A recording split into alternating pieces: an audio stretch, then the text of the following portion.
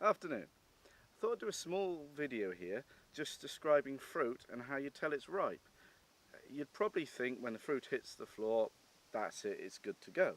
Or perhaps you just pick it straight from the tree and think that's good for making cider. In cider making, actually, you want the fruit perfectly ripe. You want to maximise the flavour in there. You want any starches in there to convert to sugars, because the sugars will obviously be converted to alcohol. So this variety behind us is called Helen's Early. It's one of the early Peri Pear varieties. So I thought I'd talk about the fruit on this. When I looked at the tree 10 minutes ago before I shut the fruit down, it had about 50% dropped on the floor. It's quite a green pear and quite russeted. And if you look at it, it's a dumpy pear with quite a long stalk. So we need to know if this is ripe. There's several ways you can check if a fruit is ripe. The first one is to smell it. It's got a mild pear aroma, not that strong. The next one is the thumb test. Hold the fruit and just try and drive your thumb into it. You can see then my thumb went in and the juice squirted out. So it's not hard, it's quite ripe, probably. The last one to check is we can cut into it now and look at the seeds and we can taste it. So it's cutting easily. If we look there at the seeds, they're perfectly black. If the fruit's underripe, the seeds will start a very light cream colour and slowly change to black.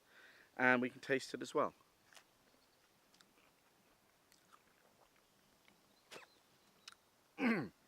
Sadly, Peri pears are very inedible. There's a lot of tannins in there, the bittering notes in apples and pears, and a lot of them are insoluble in Peri pears. So if you bite into a Peri pear, it's be a horrendously overpowering amount of tannin, even though that doesn't come through in the end cider. So we've tried it here. There was an immediate hit of sugar in there.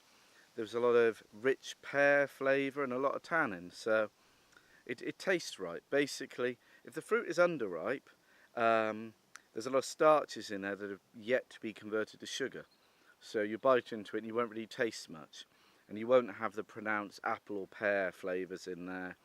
You know, all the lovely kind of perfume complexity. You won't have any of that. It'll just taste quite mediocre and possibly quite chewy. So this is one of the Peri Pear varieties I picked earlier.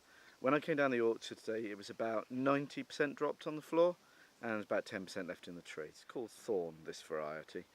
And you can see it's quite a traditional pear shape.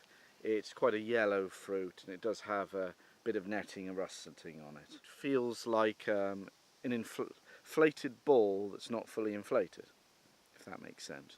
See, even cutting it with quite a blunt knife, the skin just deforms before it cuts.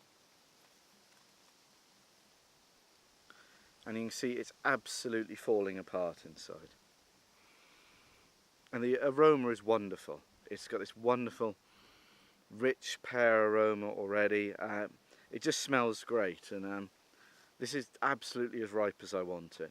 If you look at it, what happens with Peri pears is they usually ripen, or some say rot, from the inside out. So they'll start going brown around the core and just slowly creeps out till the entire fruit's gone brown. And at that stage, the fruit will often start to change colour, and I imagine as the skin goes slightly translucent and you start to see the more browning colour of the juice inside. And cider makers will usually quite happy to press pears when they're like this. They don't mind if they start turning brown as long as the skin's perfectly formed on there.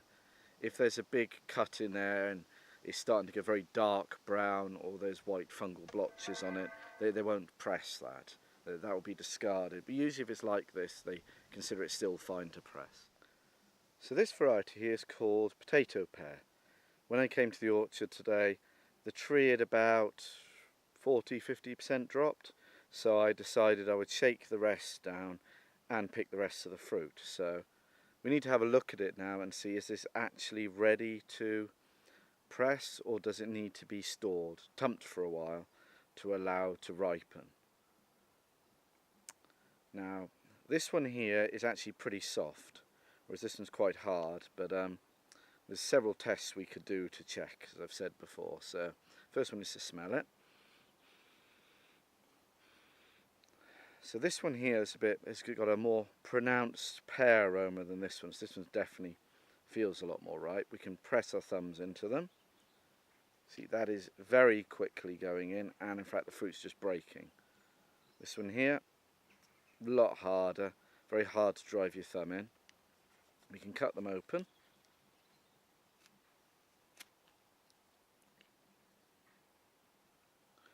Okay.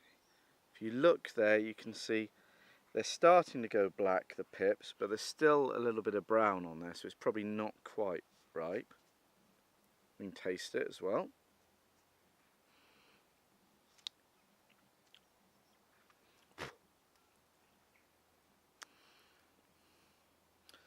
Well, it's a very, very interesting flavour.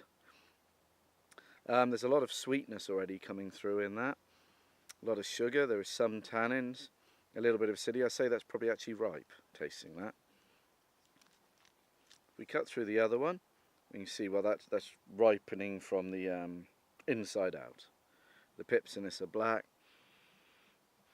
Much stronger aroma than the other fruit. I'd probably say this is good to go, so we'll press this fruit today.